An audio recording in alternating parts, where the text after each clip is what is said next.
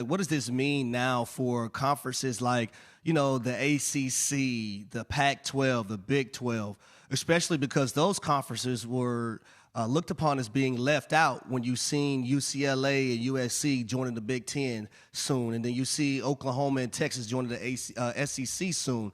So I asked him, what did it mean for those other three conferences? He was like, well, basically they can take a breather now, because now when you have 12 teams that can make the college football playoffs, the ACC most likely won't get left out. Now they can't have teams winning the ACC is like 4 wins, and I think they get an automatic bid if I'm not mistaken. Yeah.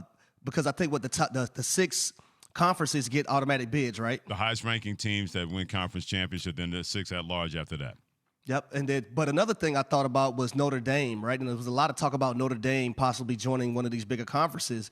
And I've always said, and I asked Marcus Freeman this when we had him up in Bristol, up in Seaport, is why would Notre Dame go to a conference if there's going to be a 12-team playoff? So that pretty much solidified that on that end for me.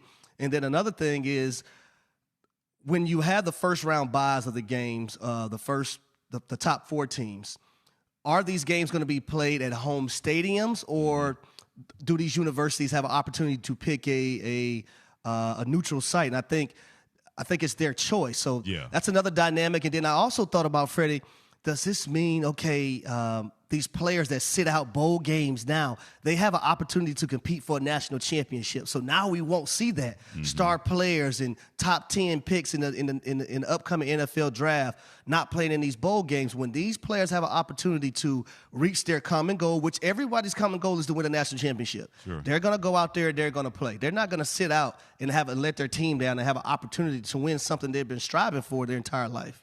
Here's something else that I thought about with the whole expansion. And like I mentioned, if I have in Freddie's perfect world, it would stay at 4 teams. But the world I live in, we all live in, is planet Earth. I knew that was never, ever going to happen again, especially after the pandemic and all the money and furloughs that happen out there involving big-time college programs, all athletic programs, where football will continue to move that needle and keep moving that needle further and further, because that money gravy train, Harry, is not going away anytime soon. There seems to be an endless track when it comes to money in big-time college athletics. But there are going to be plenty of bowls out there that are going to say, what about us when it comes to college ball playoff expansion? The days of the traditional bowl tie-ins, that's been long gone for a minute. But they're playing these lower-tier bowls that make a lot of money off of games being televised, or people coming into their communities and spending that money, wiping out ATM machines left and right, Harry, spending money at community. All of a sudden, with a 12-team playoff, once you lose in the first round, that doesn't mean you're going to a bowl. We're going to have a lot of teams 5-7, 6-6, and people will watch.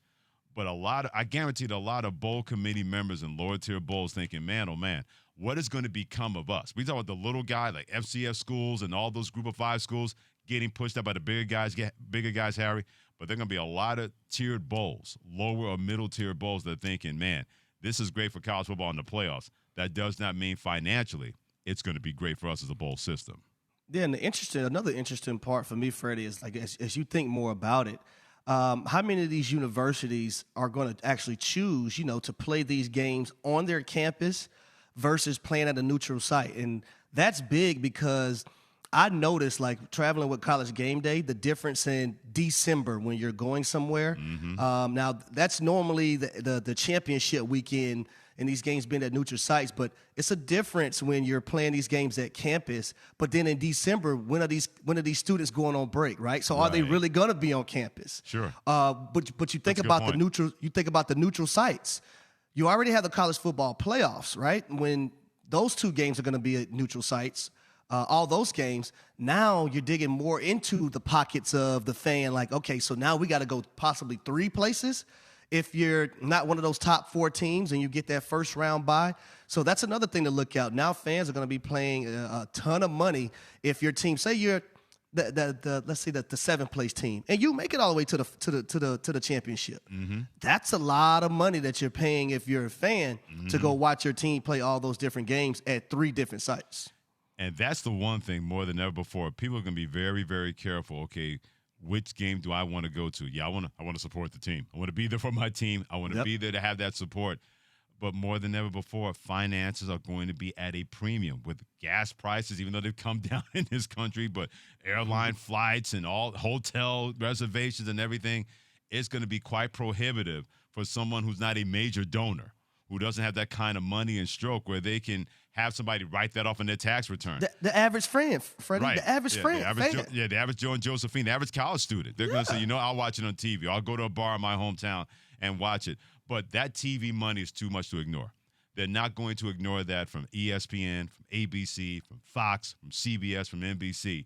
They believe it's worth it because the money that rolls in, they can live with not having full stadiums because they believe it's going to be a full stadium, Harry, when it comes to a national championship game. But they're hoping at least more than close to a full stadium when it comes to semifinal games with a 12-team expansion that they want happening by 2024. Probably not likely to happen until 2026.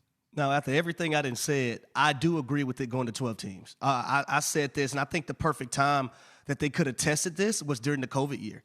I thought they could have made a little few exceptions. Now, I don't know logistically how everything works and with the money and then the deals and all that. I don't understand how that works. Mm-hmm. But I thought if they were going to, because that was an unorthodox year, if it was a year that they could make some exceptions, it should have been the COVID year just to test it out and see how it could have been.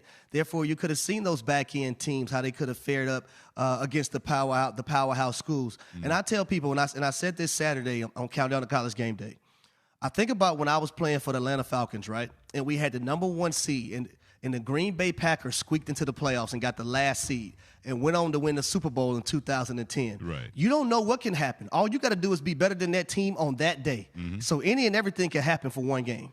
Depth and attrition are going to be 2 words that you're going to hear a lot of. And I wonder, with a 12-team playoff, when we're going to start to hear the drumbeat getting louder and louder to go from 85 scholarships to maybe 95, maybe 100, to make it for a lot of depth that you're going to need, the further and further that you're likely to advance in a college football playoff if you're one of the bigger teams out of the Power Conference. Thanks for watching ESPN on YouTube. For live streaming sports and premium content, subscribe to ESPN+.